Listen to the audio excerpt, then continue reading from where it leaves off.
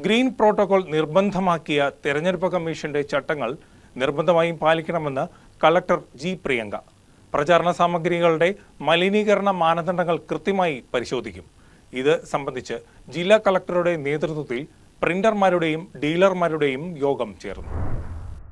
ആസന്നമായ നിയമസഭാ തെരഞ്ഞെടുപ്പിന്റെ ഭാഗമായി ഹരിതചട്ടങ്ങൾ കർശനമായി പാലിക്കുന്നതിനായി ജില്ലാ കളക്ടർ ജി പ്രിയങ്കയുടെ നേതൃത്വത്തിൽ പ്രിന്റർമാരുടെയും ഡീലർമാരുടെയും യോഗം ചേർന്നു. പ്രചരണവുമായി ബന്ധപ്പെട്ട ഗ്രീൻ പ്രോട്ടോകോൾ നിർബന്ധമാക്കിയ തിരഞ്ഞെടുപ്പ് കമ്മീഷന്റെ നിർദ്ദേശം കർശനമായി പാലിക്കണമെന്ന് ജില്ലാ കളക്ടർ യോഗത്തിൽ പറഞ്ഞു.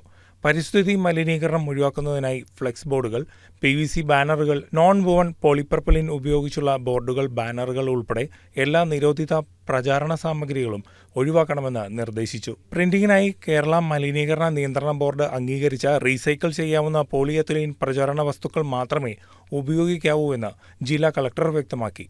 ഇത്തരം പ്രിന്റുകളിൽ PVC ഫ്രീ, റീസൈക്ലബിൾ ലോഗോ, നിർമ്മാതാവിന്റെ പേര്, രജിസ്ട്രേഷൻ നമ്പർ കൂടാതെ മലിനീകരണ നിയന്ത്രണ ബോർഡിന്റെ സർട്ടിഫിക്കറ്റ് നമ്പർ അല്ലെങ്കിൽ QR കോഡ് എന്നിവ നിർബന്ധമായും പതിച്ചിരിക്കണമെന്നും ചൂണ്ടിക്കാട്ടി. നിരോധിത വസ്തുക്കൾ ഉപയോഗിച്ച് നിലവിൽ സ്ഥാപിച്ചിരിക്കുന്ന എല്ലാ ബോർഡുകളും ഉടൻ നീക്കം ചെയ്യുന്നതിനായി എൻഫോഴ്സ്മെന്റ് സ്ക്വാഡുകൾക്ക് നിർദ്ദേശം നൽകിയിട്ടുണ്ട്. ജില്ലാതലത്തിലും തദ്ദേശ സ്വയംഭരണ സ്ഥാപന തലത്തിലും എൻഫോഴ്സ്മെന്റ് സ്ക്വാഡുകളുടെ പരിശോധന ശക്തമാക്കും.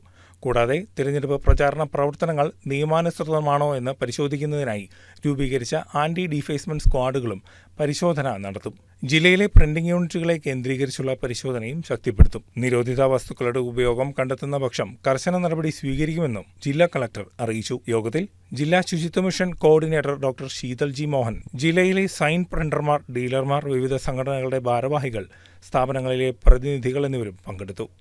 News desk KCB news.